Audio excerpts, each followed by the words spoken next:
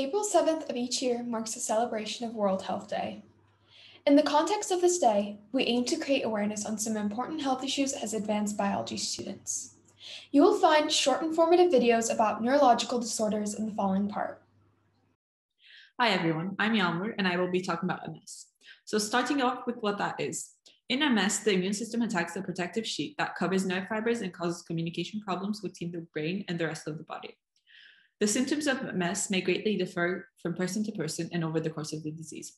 One main symptom is numbness or weakness in one or more limbs on only one side of the body, electric shock sensations with certain neck movements, and tremors or lack of coordination.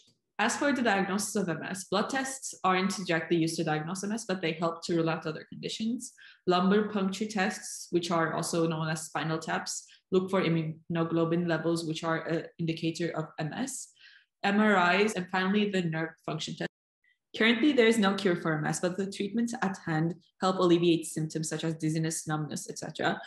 Drugs and corticosteroids are used in these measures, and newly promising treatment plans such as stem cell therapy are being tested. Additionally, exercise help improve muscle and cardiovascular health. Thank you for listening. Hello, everyone. Today, I will be talking about amyotrophic lateral sclerosis disease. So only in Turkey, 3 out of every 100,000 people are diagnosed with ALS each year. And this statistics put ALS as the most common form of neuron disease in the adulthood. So what exactly is ALS?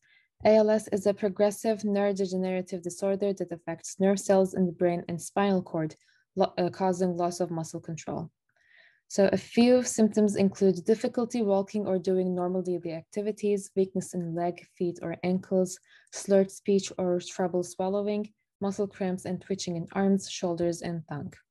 So if you notice any of these symptoms on yourself or on your loved ones, a visit to a neurologist is strongly recommended. In a neurologist visit, a few diagnostic techniques might be used to decide if the patient has ALS or another disease. And these techniques can include history of symptoms and physical examination, muscle imaging techniques, blood tests, MRI, and a muscle biopsy. So sadly, right now, there is no treatment for ALS. However, 2 drugs named Rilitec and Ridicava can be used to extend life for months. In some cases, ventilation devices and feeding tubes can be used in combination of drug therapy to improve life quality. Thank you. Hi, everybody. I'm Iris, and I will be talking about the Parkinson's disease today. So the Parkinson's disease is a progressive disorder that affects nerve cells in the brain responsible for body movement, which leads to shaking, stiffness, and etc. As a progressive disorder, the disease gets worse over time, and more than 1.5 million Americans are affected by the Parkinson's disease currently. So to talk about the symptoms, there are 4 main symptoms, which are trembling in the limbs, stiffness of the limbs, slowness of movement, impaired balance and coordination. Symptoms of Parkinson's and the rate of progression differ among individuals. Symptoms often begin on one side of the body, but as the disease progresses, it eventually affects both sides. There are currently no blood or laboratory tests to diagnose non-genetic cases of Parkinson's disease. Diagnosis is based on a person's medical history, physical exam, and neurological examination.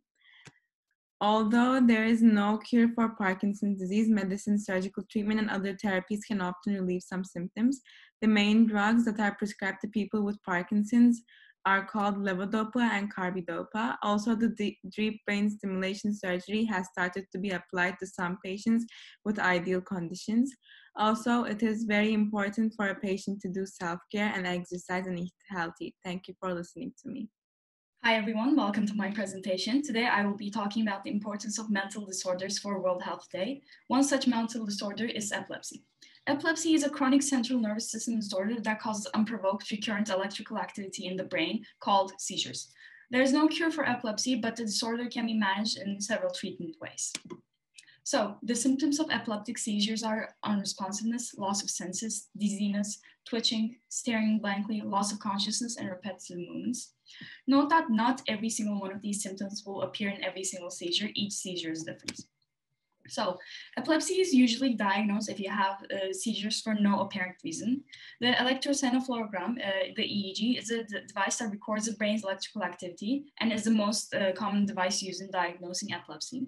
Imaging tests can also reveal tumors and other abnormalities that can cause seizures, which include CT scans, MRIs, PETs, and single photon emission computerized tomographies. And some treatment options for epilepsy include anti-epileptic drugs, the vagus nerve stimulator, which is a device that electrically stimulates a nerve that runs through your neck, preventing seizures, a ketogenic diet, which reduces brain activity and in turn seizures, and brain surgery, where the area of the brain that causes seizure activity can be removed. Thank you for listening to my presentation. As always, it is important to notice that treatment is necessary for these mental disorders. Remember, mental disorders require just as much attention as physical disorders. Thank you so much for watching. Finally, happy World Health Day. Please be aware of the risks and symptoms of these health issues.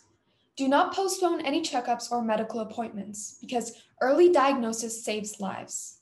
And finally, do not forget, the greatest wealth is health.